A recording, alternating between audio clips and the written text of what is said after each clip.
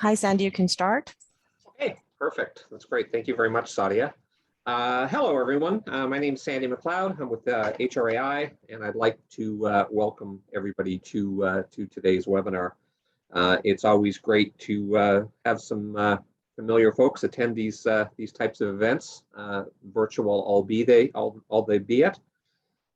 Today we have guests joining us as well from CIPH and the Electoral Federation. Welcome to those guests. While some in-person meetings are beginning to be scheduled, we all know that these past 18 months or so have caused some pain points for most of us throughout the pandemic. So today's topic is timely and an important one. Today we have Steve Schrout with us. And he will be guiding us through a conversation around well-being with tools that we can utilize in our everyday life. I've had the pleasure of working directly with Steve in the past and really believe that he's well suited to help guide this discussion. Steve's got a lifetime of experience as a leader in multiple organizations, including a couple of national news brands. So he's kind of well suited to knowing Canada coast to coast. Currently, he runs his own executive leadership and performance coaching business. He's Gallup certified, and today we'll be encouraging people to use their internal talents to build a better life-work balance. And with that, Steve, over to you. Great, thanks, Sandy. Hopefully everybody can hear me. Sandy, give me a thumbs up if you can hear me. All is good. All good? All right, perfect. Well, it's a pleasure to meet all of you, even virtually. And as I was preparing for this presentation today, I thought, should I venture over to somebody's office and have a really cool background, or, what should I do to kind of give you some visual? But I thought, what, in the past 18 months, we've really all been kind of working somewhere, either from home or remote. And I wanted to show you that I am actually working from my home office today. I don't know where you're at. I'm based in Calgary, and I can tell you that today we're actually getting snow. So the first snowfall of the season starts today. I do want to recognize HRAI for putting on the series. I love the topic of redefining a virtual hybrid workforce culture, not redesigning it, but redefining it. And as Sandy said, it really is timely for everything that we're going through. But today, what I'm hoping to do is to share with you some information, some insights, maybe some fun little stories about what really creates a space of well-being for us, in the way that we feel. I'm going to be using a lot of data from the Gallup organization. You've probably heard of Gallup, whether or not you've heard from Gallup polling, Gallup research, Gallup surveys. That's the company whose data I am going to be presenting today. So here's what we're going to do for today. We're going to do some participation through polling. In fact, there's 6 polls that I want to present to you, and I hope that you find them fun, a little bit engaging, and insightful as well. We're going to use some data. We're going to talk about some insights. And as mentioned previously, if you do have any questions, put them in the Q&A section. If there's time at the end, we will be kind of answering them and allowing some time to have a little bit of a chat on the content provided today. So with that, I'm going to go ahead and start. And this is me. Sandy really basically said that, I did work as a senior media, but I have spent the last year and a half working with some of the tools from Gallup. So I generally work with leaders and business owners right across Canada and have some unique information as to what they might be going through as a result of trying to run a business during the past 18 months. All right, so here's poll number 1. This is, we're going to get into this real quick for you guys and just test your polling skills. So here we go. The first question is, would you say that your personal well-being is better, the same, or worse than before the pandemic started? So I'm going to give you 30 seconds to kind of, if we can get Sadia to launch the poll, and then we'll give you 30 seconds to maybe answer that question. Now we're going to talk about kind of what that question basically is asking and how to interpret it.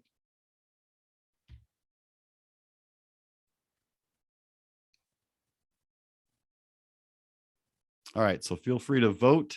Would you say your personal well-being is better, the same, or worse? We'll give you about 20 more seconds on that.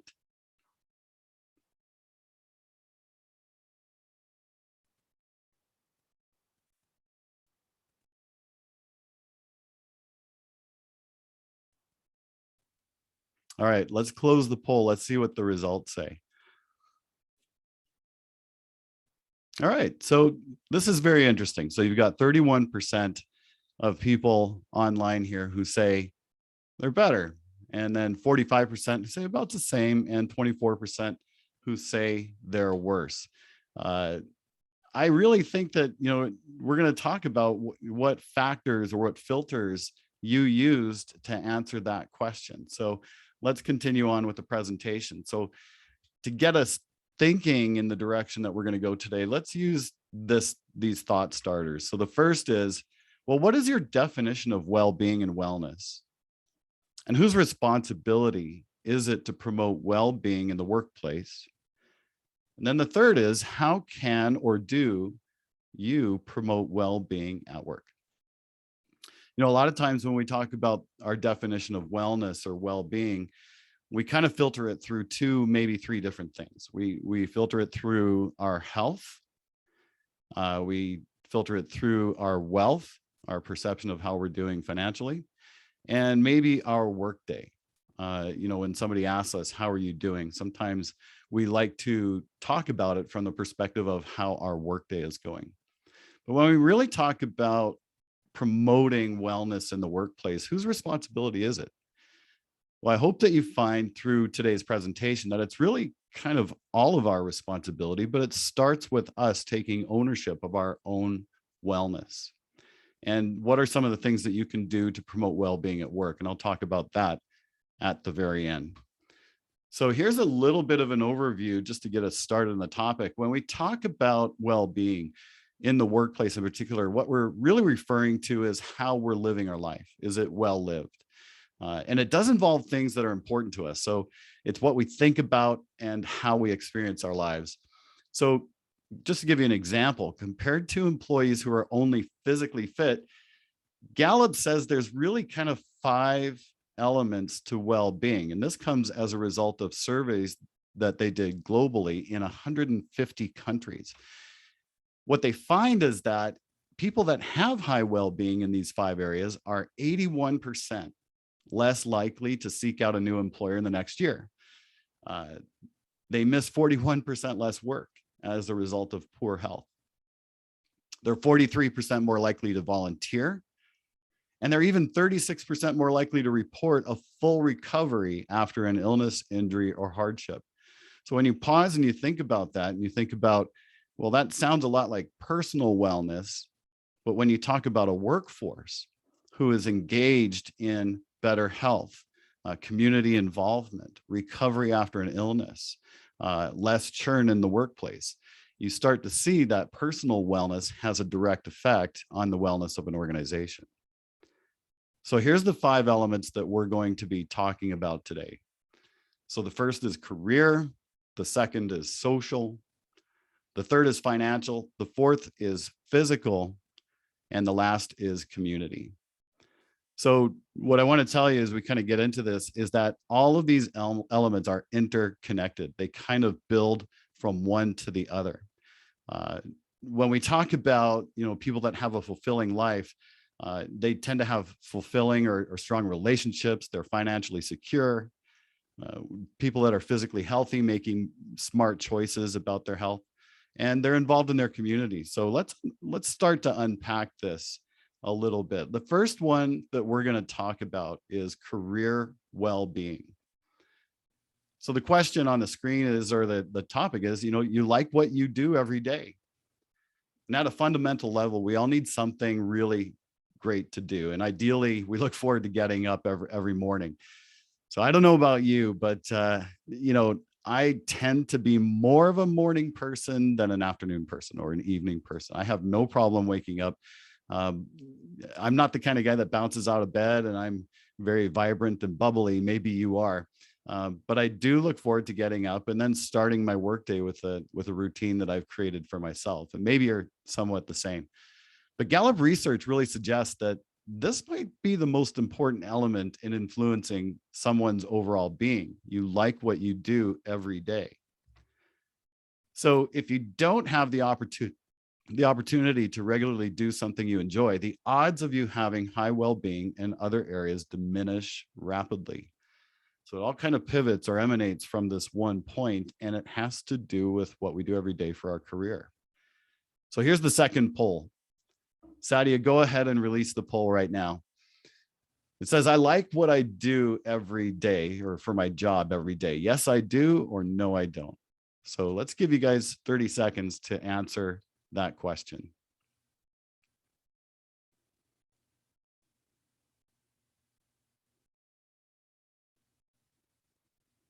I like what I do for my job every day.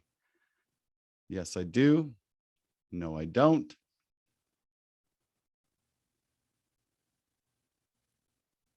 All right, Sadia, why don't you give us the results? Let's take a look here. All right. So most of the people, 85%, say, yes, I do.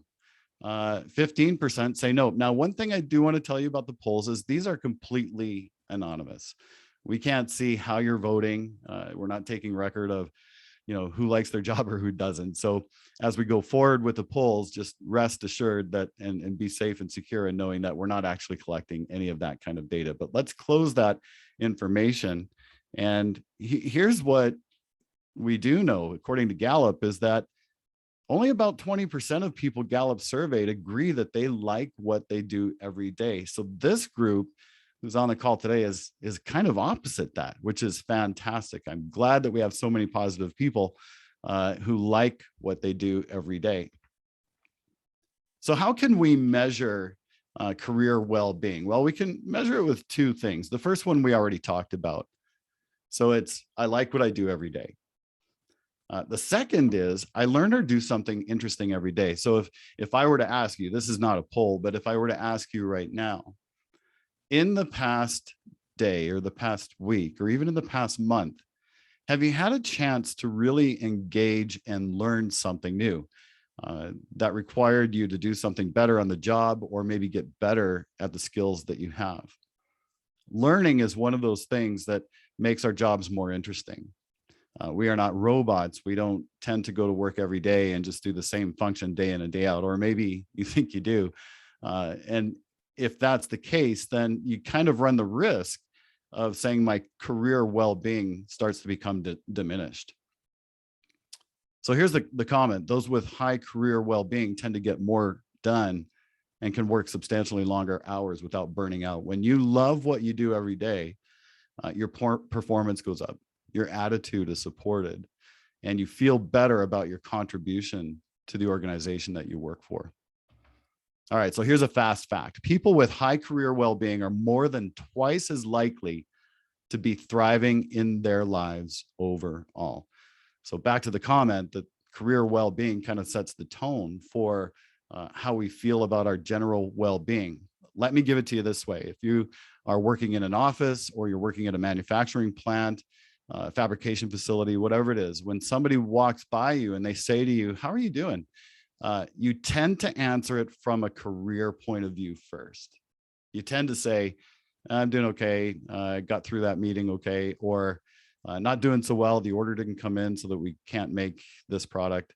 You tend to filter it through your career self first, and that then cascades or trickles down into how you believe your life is on a wellness factor overall. All right, let's talk about social well-being. So this is the second topic, and this basically says you have meaningful friendships in your life. So I will tell you that we underestimate the effect of our closest relationships and the social connections we have. If I were to say to you, how many close friends do you have? Some of you might say, I've only got a like 2 or 3 that I really do things with. Maybe there's a handful of people that you go to the pub with, or maybe you're on a hockey team or softball team, or you're part of a volunteer organization.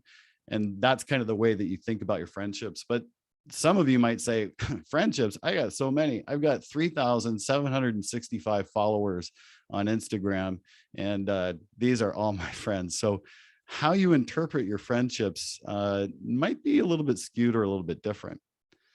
But I will tell you that our well-being is dramatically influenced by the people around us.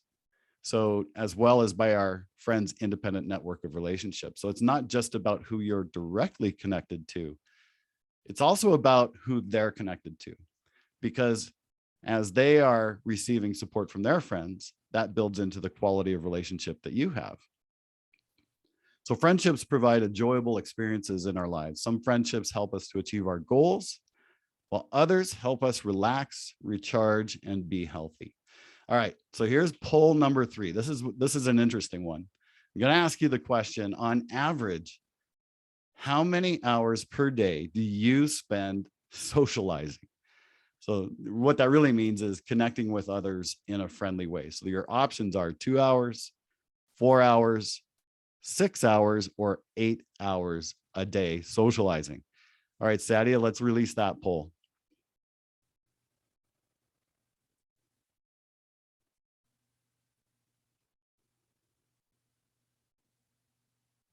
This is a really interesting topic, and you'll see why in a second. So on average, how many hours per day do you spend socializing or connecting with others in a friendly way? 2, 4, 6, or 8 hours per day. All right, that should be enough time for everybody. So Sadia, let's show the results on this. All right, so 2 hours, 81%, 4 hours, 19%, 0 for 6 hours, and 0 for 8 hours. All right, here's the interesting thing I want to show you here. Did you know that according to Gallup, to have a good day, people generally need to spend about 6 hours socializing? All right, so if you're a business owner, you're a leader, manager in a business, and you kind of think, oh my goodness, I cannot afford to have my staff socializing for 6 hours per day. Now, I want to kind of requalify and refilter kind of what that means. That means being social, being friendly. You can do those kinds of things even on the job. It's, the way that we talk to each other while we're working. It can be the way that we connect via telephone, via Zoom, kind of like this, or maybe it's even the way that we respond to emails in a friendly way. So that's all part of the socializing. But I know when I first read that statistic and I thought, how are we going to get anything done if people are just socializing for 6 hours a day? Well, we got to think about it broader. It's about the way that we connect to each other. And, one of the things that has really been under attack in the past 18 months is the way that we socialize. We've heard topics recently on things like Zoom fatigue, pandemic fatigue, and we kind of withdraw, or we've been withdrawing into our homes and not getting out so much. And at first we kind of think, well, this is kind of good. I don't have to commute anymore. I don't have to, go to the office. I can wear my pajamas all day. But really there's a trade-off. There is a bit of a cost here. So when we move on and we talk about how do we measure social well-being, well, here's 2 items. So we kind of talked about this a little bit already. So we say that someone in my life always encourages me to be healthy, or my friends and family give me positive energy every day.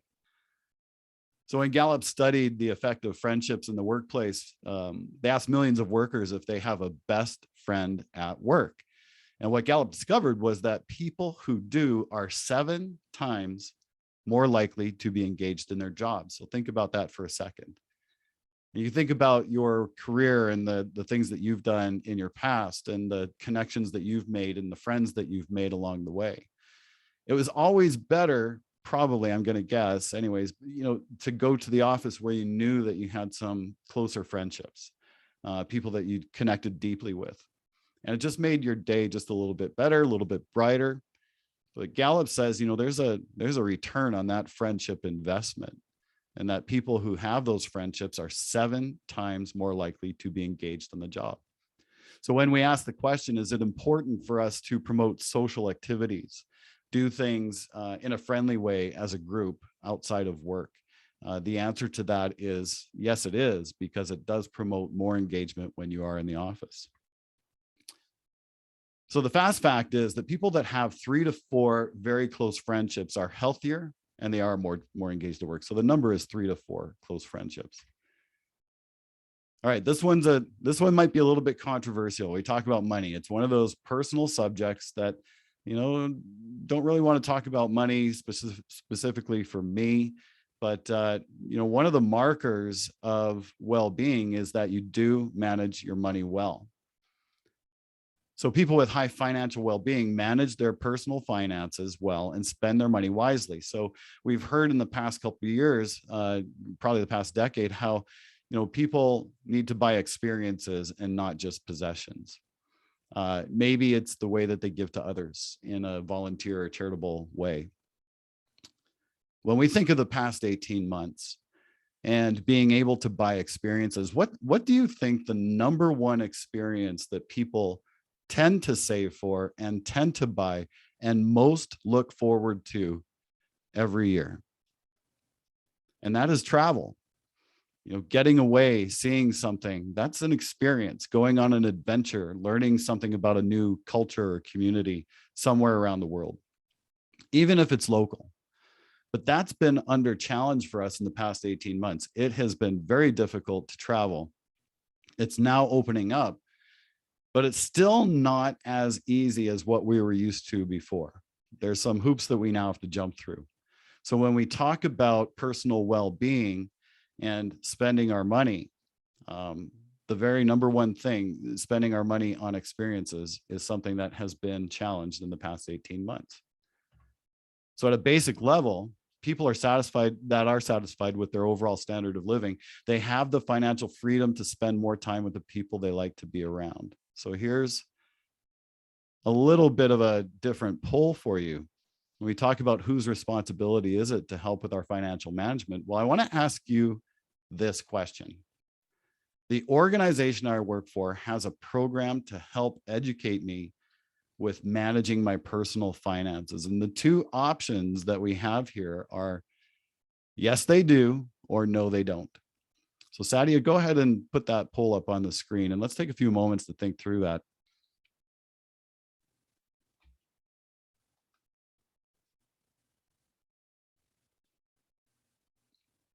The organization I work for has a program to help educate me with managing my personal finances.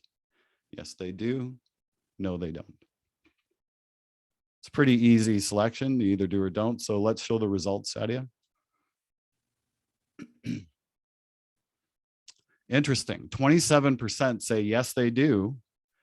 And 73% say no, they don't. When we think about how the organization might help the people that work for them manage their finances, sometimes it shows up in programs where you bring in an investment advisor to talk about some of the opportunities.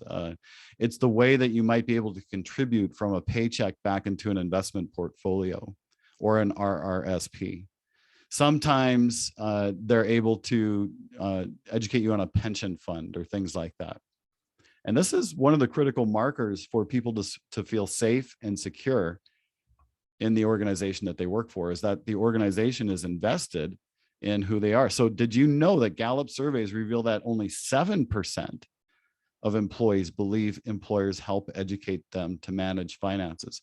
This might be one of the critical areas of where organizations can support their staff, is to help them become better educated on financial matters.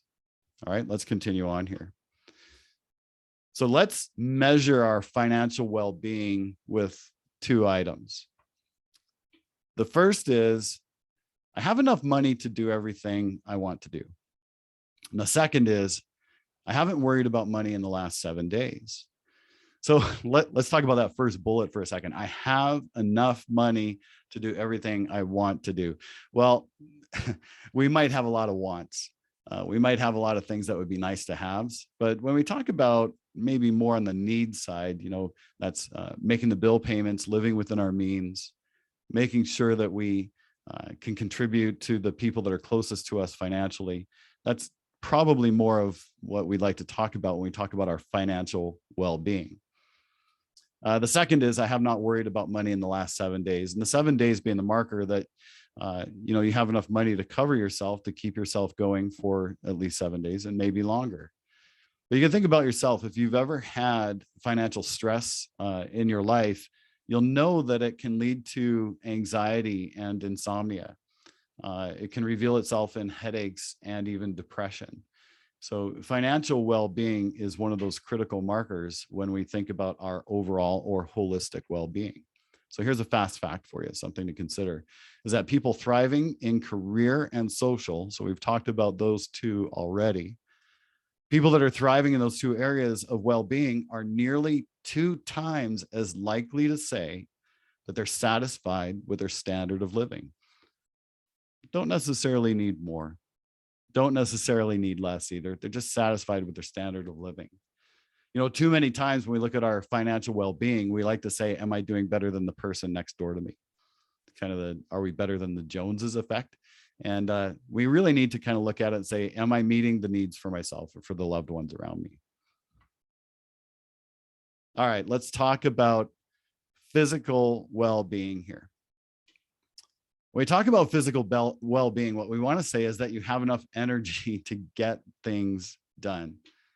So people with thriving physical well-being, they have good health and enough energy to get things done daily. Think about yourself for a second. With the job that you have, with the effort that you need to put into it to do the job well, do you have enough energy? Do you feel energized physically by the job you have? And are you managing yourself in a way that contributes to you living your best life physically? So some of the things that we talk about is, people exercise regularly, they make good dietary choices, and they get enough sleep. So if I were to ask you right now, in those 3 areas of physical management for you, how are you doing? I do this every session I have with my clients. We start each session by going through this checklist, and part of the checklist includes how is your eating, how is your sleeping, and how is your activity level in the past couple of weeks since we've last met. And they give me a score on how they're doing in that realm. And we do talk about it. And here's the reason why. When we talk about the connection of who we are, our physical life has a lot to do with how we show up to the people around us. I like to say that when we take better care of ourselves, we actually take better care of the people around us. If you are waking up after a night of great sleep, you have an excellent routine that gives you good nutrition, gets you motivated, active for the day, you're likely going to approach that day with a little bit more positive attitude. But if you didn't have a good night's sleep, you get up and you're eating foods that are not good for you, maybe you're living too deeply on caffeine and coffee, and you don't do anything active or don't plan on doing anything active during the day, then what you actually start is a bit of a cascade or trickle down effect. Your quality of life goes down, which means the quality of contribution that you make to the people around you is actually limited. So when we talk about physical well-being, that's kind of what we're talking about here. But when we adopt healthy habits and make smart lifestyle choices about diet, exercise, and sleep, we feel better, we have more energy, we look better, and we live longer. So let's move to this next poll and talk just for a few seconds on this, which is really, on average, I am active blank days each week. And that means intentionally active or more than 15 minutes a day. So the options on this particular poll are less than 2, between 3 and 5, and more than 5. So Sadia, go ahead and put up the poll there.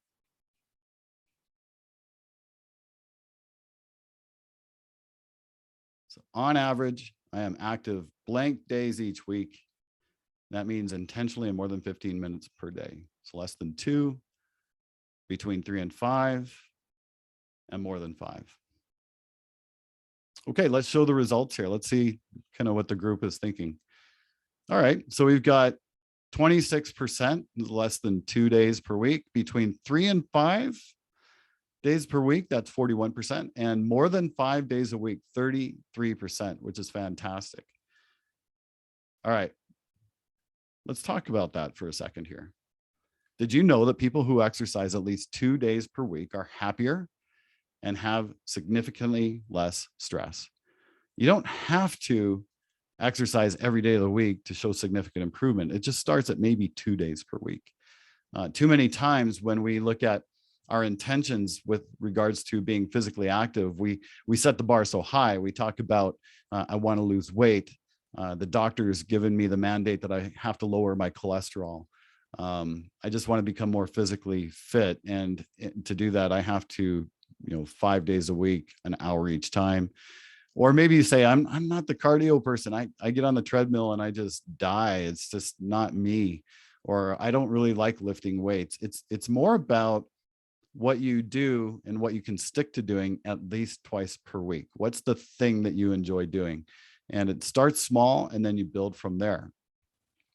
But we can measure our physical well-being with these 2 items. The first is, in the last 7 days, I've felt active and productive every day. So that's a feeling, like I've felt active. My physical health is near perfect. That doesn't mean perfect. It just means that for the most part, you're in control. You're aware of what you need to work on and maybe what ailments you have, and that you're moving in a positive direction with them.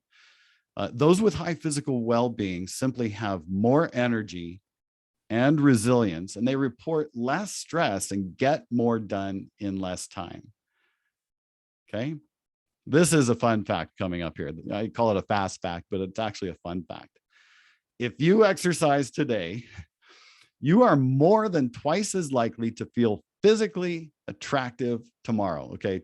You know this to be true. For those of you who go to the gym or you work out, how many of you within the next 24 hours are standing in front of a mirror, doing the flex, checking it out, and you kind of say to yourself, I actually look pretty good. I think I see improvement. You've only been to the gym once, but you feel good and you think, yeah, it feels good. Now, when I look at myself in the mirror, I know what you guys are thinking is that, I see Jeff Bezos looking back to me and I think, well, there's no way I have as much money as he does. And whether I'm actually good looking or not is not the question. It's how I feel. I actually feel better about myself when I'm active or I'm engaged in some kind of physical activity. And I bet it's the same for you as well.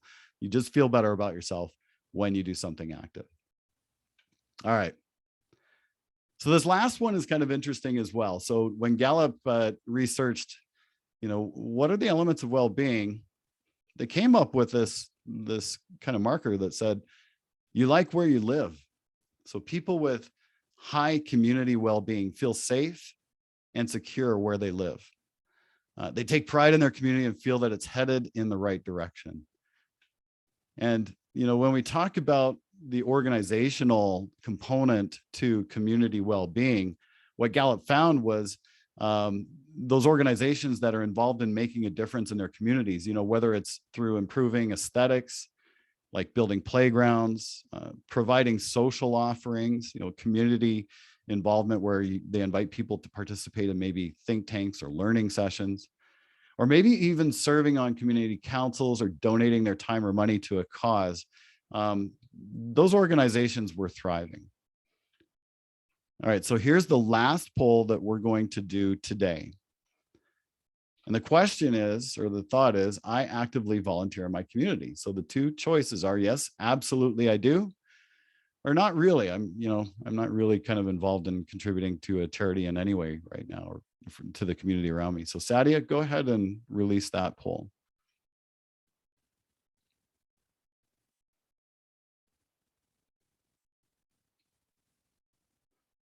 I actively volunteer in my community. Yes, absolutely. Not really. Okay, let's see the results here. So for this group, 43% say, yeah, I absolutely do. 57% say not really. This is another area that's been under attack in the past 18 months. when we talk about having to withdraw into our homes, not being allowed to engage with the people around us. In fact, we're supposed to stay away from them. We can't even show our face because we have to wear masks. Some of the things that are negatively affected is our ability to contribute back to the community. Volunteer organizations are struggling right now just because they can't get the active support. And hopefully we haven't settled back into a habit of non-contribution during the last 18 months, where when things open up again, we can actually, and we're looking forward to engaging again and supporting our communities. And I think that's a critical part in helping us make ourselves feel better about our well-being as to the way that we contribute. So did you know that people who are engaged in their careers are 20% to 30% more likely to give back to their community? It's a bit of a reverse marker here. So if you're engaged in your job, if you feel like you're contributing well to the organization, you feel positive about yourself, you're more inclined to actually do something to give back to your community. Think about it this way. We're coming up to a time of year when a lot of businesses do things like help the homeless, hampers for the needy, Christmas gifts for children, and our places where we work sometimes engage in those things. So the organization does have a role to play in helping people feel good about themselves and the way that they contribute to the community in which they serve. All right, so how do we measure community well-being? Well, there's two items that we can talk about. And the first is the city or area where I live is a perfect place for me. It's saying that, you've taken the time to put yourself in an environment that really feeds who you are as a person. Maybe it's a walkable community. Maybe you have a lot of amenities around where you live. Maybe you live in the country. Maybe you have a space where you can engage in a hobby. Whatever it is, you've designed a space that you think is perfect for you. And in the last 12 months, I've received recognition for helping to improve the city or area where I live. That doesn't mean that you've won awards or accolades or something, but what it does mean is that somebody's recognized you for some contribution that you've made to the community around you. Maybe you've supported a soup kitchen. Maybe you've gone out and helped with a gardening community or something of that nature. Whatever it is, somebody has recognized that you've contributed of your time and your effort, maybe your resource in a positive way to serve the community. So here's the thing, is that community well-being is interconnected with and builds directly on the other four elements. So as your well-being improves in these other areas that we talked about today, your odds of thriving, having a thriving community well-being dramatically increases as well. Here's the fast fact. When Gallup surveyed more than 23,000 people on the topic of the sense of joy from giving, nearly 9 out of 10 reported getting an emotional boost from doing kind things for other people. All right, so we've talked about the 5 elements of well-being as presented by Gallup. And I don't want to just leave you with these interesting facts and data and you think, okay, well, they're all interconnected. So what can I do about this? Because I took the poll and I kind of showed that I'm kind of not doing some of these things, or I feel deficient in some of these areas. Well, after the presentation today, for attending, you're going to receive a PDF document that has information on it of how you can implement some of these well-being concepts. Each of the 5 topics has a 2-page worksheet that talks about some of the data, talks about some of the stats, talks about some of the things that maybe you can do personally to improve your personal well-being. But then there's also ideas on how you can improve well-being in your place of work. So that's free to you today. So look forward to receiving that via email from HRAI. And then you're also going to receive a survey asking for your thoughts on the quality of this presentation today and the value of the information. Hopefully you give it high marks, but our goal here is not to flood you with the fire hose, but more to give you things that you can use tactically as you work to prepare and build a better lifestyle for yourself. But if you want to continue kind of the journey into well-being, here's a couple things that I want to kind of leave you with. The first is you can buy the book. Gallup has written the book on well-being, and it talks about each of the 5 essential elements. And in the back of the book, there's actually a code to take for an online assessment where you can rate yourself for how are you doing when it's compared to the 5 elements of well-being. And that's free when you buy the book. But wait, there's more.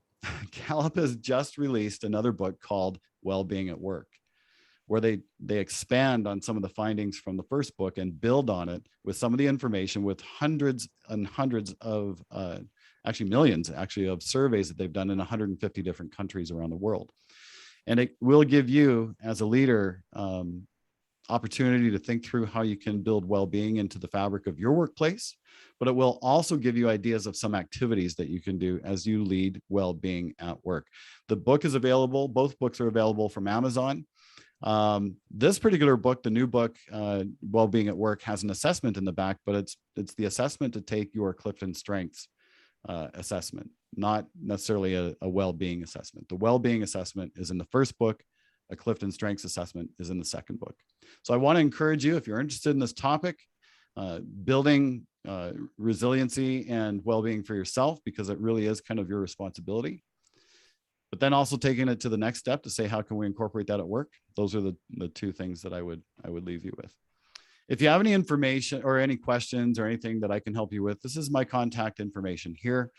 You can reach me at my web address, steveshrout.com. You can reach me at coach@steveshrout.com. And I do have a podcast called The PEMSO Effect that talks about some of these similar elements in related to well-being. So you can get to it from Apple iTunes, Spotify, Google Podcasts, Stitcher, all the main players. And I really do focus on well-being as a quality part of leadership. So that's pretty much it for the presentation today. Sandy, I'll turn it back over to you and the gang at HRAI. Thanks for your time.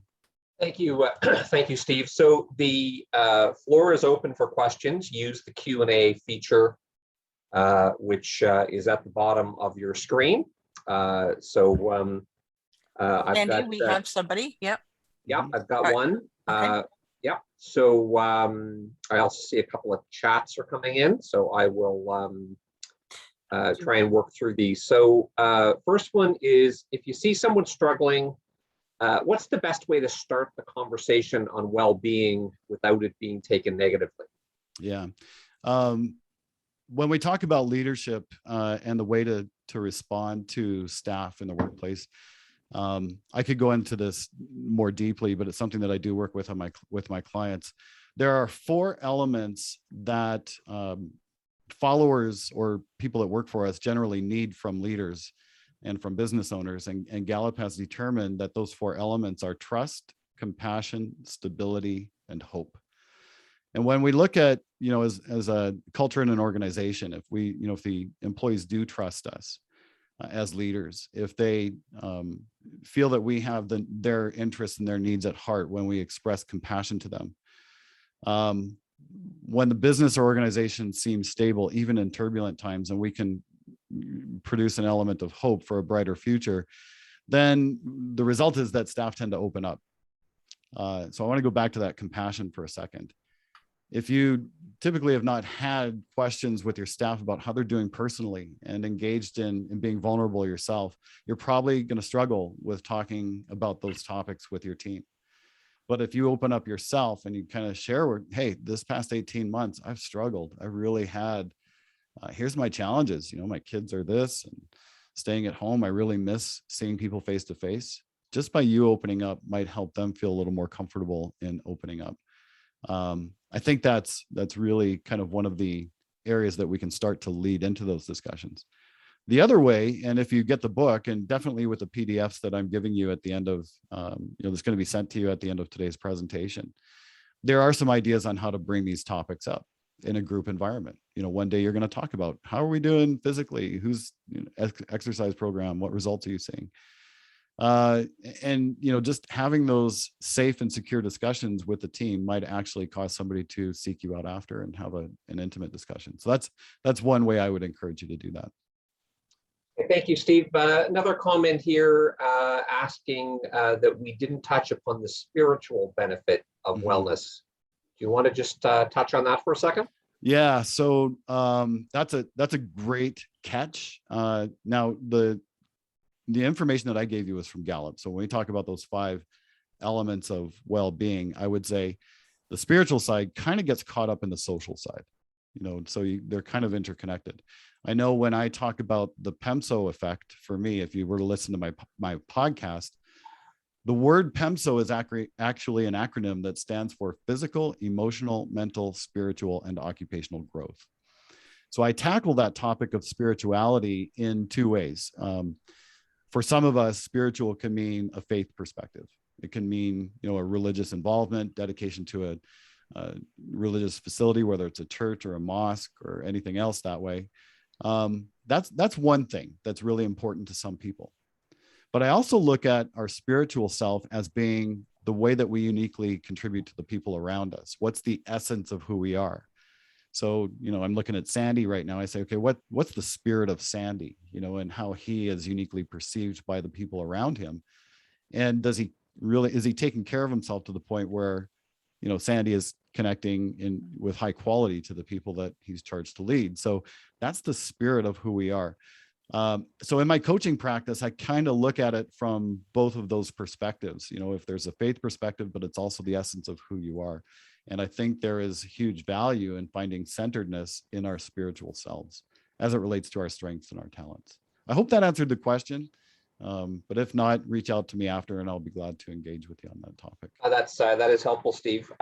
This is a question for me, actually. If a company was looking to institute a wellness initiative within their firm, is there surveys or a series of surveys that would be able to help gauge success over time? So I'm kind of almost thinking like a KPI kind of approach that, there's a wellness, it's not, we've all seen employee satisfaction surveys. They tend to be pretty broad and cover a lot of elements. If you wanted to focus on the wellness element specifically, is there anything that you've seen that would be able to put a score to it that you might be able to check a couple of times a year to see if you're actually moving the needle? Not on the wellness side. I haven't seen anything. I've seen a lot on the engagement side. In fact, you can purchase an engagement system from Gallup. You can go there. It's called their Q12 program. So if you want to do some research on it, you could look at what Q12 is. And there's basically 4 categories that 12 questions tends to answer. The way that I like to look at it is wellness is such a personal thing. It's not something that you can say, well, I've moved from A to B in my wellness, because it's pretty situational. I mean, for a lot of us, we're feeling not as well during the pandemic as before, but that's not the same for everybody. What are those influences? What are those markers? So I would say to you, if you're not feeling well, take a look at those 5 components that we talked about today and say, okay, which one of those can I move the needle for myself on? And then the benefit to the organization is anytime that your staff are moving in a positive direction with their own wellness, they will contribute more effectively, more engagement, more quality back to the organization, because they just generally feel better. So perfect. I have a question here asking about the importance of meditation in this process. Yeah, it's an interesting one. When we talk about meditation, and with the clients that I work with, I generally like to promote some form of reflection, whether you call it meditation, whatever that looks like. And some people do it in the beginning of the day to get focused on what they're going to do throughout the day. Some people do it at the end of the day. I have clients that use the PEMSO concept. I actually have a PEMSO journal worksheet that I've created that you can download from the website. But they use that to kind of mark, okay, how am I doing physically, emotionally, mentally, spiritually, and occupationally in the week or in the day ahead? And then they do a reflection at the end of the day. And whatever meditation looks like to you, I think there's a significant value to putting ourselves in the frame where we think about, and I've said it before, it's not only the way that we take from around us, but how we contribute back to the people around us as well. we forget that life is give and take. The value of who we are is often shown in what we contribute. Meditation does help us do that. For me personally, I do spend time every day in reflection, and I know a lot of my clients do too. Whatever that looks like to you, do it. If it's building quality, if it's building wellness, if it's helping you, then continue. Perfect. We'll give people just an opportunity. We've cleared all the questions in the Q&A and the chat. I will, Steve, toss out one question from me while we wait and see if anything else comes in. And that is the issue, if an employer was going to consider having a financial incentive for wellness that they would make available for people. I've seen some firms do gym memberships, for instance. Do you have any recommended best practices that you've seen, or any recommendations that you just kind of might leave with people? So, participating in a gym membership and getting a financial contribution or matching or something like that is one way. One of the organizations that I currently work with has almost like a brown bag learning series that focuses on the elements of wellness. So they bring in an industry expert to spend time with their staff, talking about physical wellness, emotional wellness, mental wellness. That's a big topic in the past 18 months in particular, our mental well-being. And a lot of businesses are building in a lot of mental wellness practices and expectations into the organization. So, that's one way. When you talk about, does my organization help me become better educated about what wellness means? That's something that you could do. You don't have to break the bank. I do want to say this. It's just more about being intentional. When the leadership of a business gets together and says, look, if we're going to promote wellness, but we really don't have a lot of funds to dedicate to it, how can we do it? And oftentimes there are organizations that are just dying to do presentations to people just to help them understand what they offer. And I would say just start by engaging in that and getting involved in that and see where it takes you, where the organization wants to go. We've had another question come in, and it's a good one. It's the, we all have good intentions. Any tips on the sticking to it angle of this? So, yeah. It's the, I'm going to lose 10 pounds and, then I go get a Big Mac. So any thoughts on how you stick to it? It's funny. That's a topic that does come up with a lot of my clients is, man, if I can't lose that 10 pounds in 2 weeks, why am I doing this? And I kind of say, if we're very productive people, we're driven, or, whatever character you have, if you're not showing results quickly, that's kind of a negative result of society, by the way. We want to see changes very fast. That just doesn't work. So what I did for myself was, I gave myself 30 days to focus on each topic, and when I went after my physical self, I just, for 30 days, all I focused on was what I eat, how I slept, and improving my active lifestyle. That's it. I didn't put in financial well-being. I didn't put in all these other things. I just, for 30 days, focused on that and built some good habits. And then for the next 30 days after I did that, I focused on my emotional self. Okay. And learned everything I could.